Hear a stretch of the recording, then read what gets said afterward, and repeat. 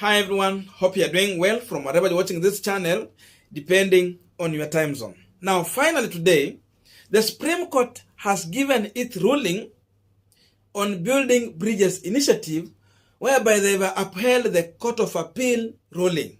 And in their own ruling, they have referred to BBI as unconstitutional.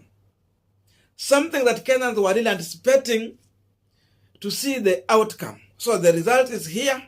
Everyone can watch and everyone can listen to. So the big question we are asking ourselves on this punchline today, who is the beneficiary of the Supreme Court ruling? And who is the loser in this ruling? That is what we want to try and analyze on this punchline today. But before we go deep into that, I just have a quick request. You might be watching this channel, but you have not yet subscribed. So my humble request, please consider subscribing so that another time, once we release a video like this one, you'll always get notified.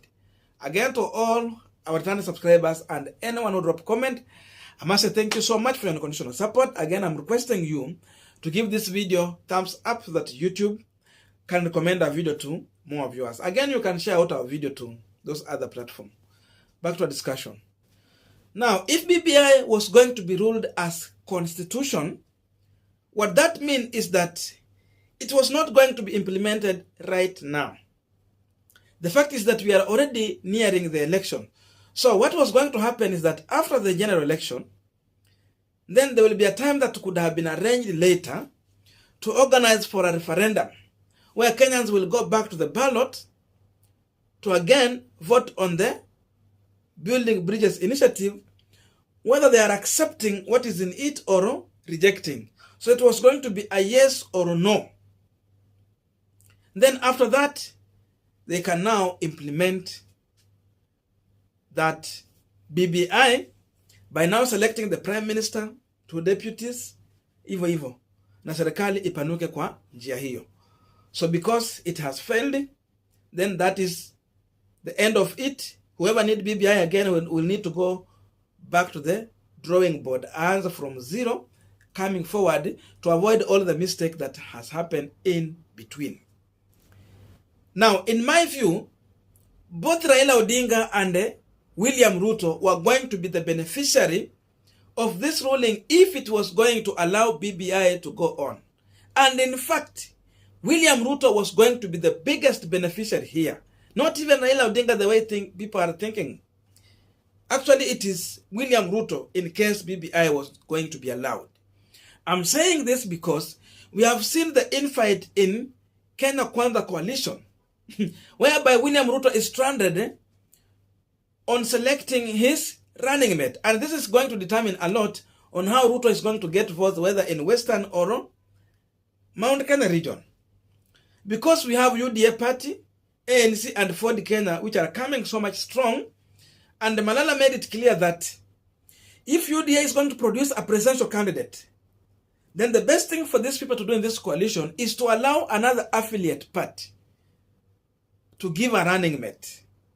So UDA will not produce a presidential candidate, then a running mate in this coalition. That means Musalia Mudavadi was going to be selected as a running mate to William Ruto.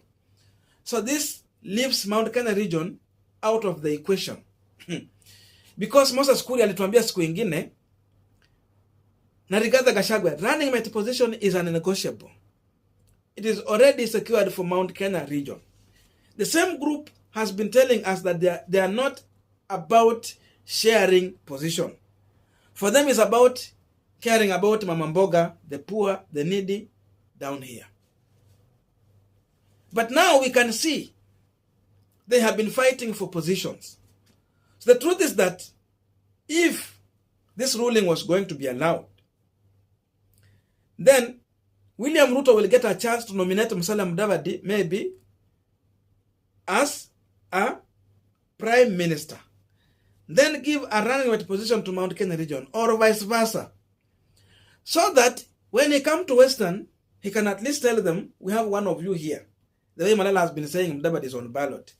When he got to Mount Kenya region, he tells them, see, my running mate is just from this region. So in that way, there will be no infight in Kenya Kwanza between ANC and UDA, between ANC again and Mount Kenya region, between the Luyas and the Kikuyus in this coalition.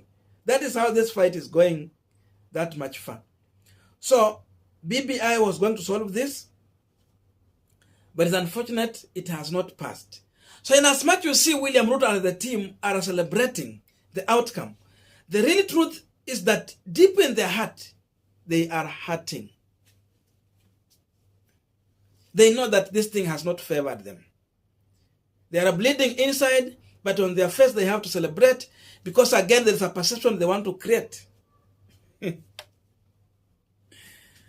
That William Ruto was against this thing. It was not good for Kenyans. And the court have heard and they have sided with William Ruto, meaning Ruto was right. So already that perception Ruto is creating, and that's why he's telling President Uhuru and Raila Odinga to come and apologize to Kenyans for misusing the government resources in building bridges initiative. So for Ruto, BBI ruling today is a blessing in disguise for him.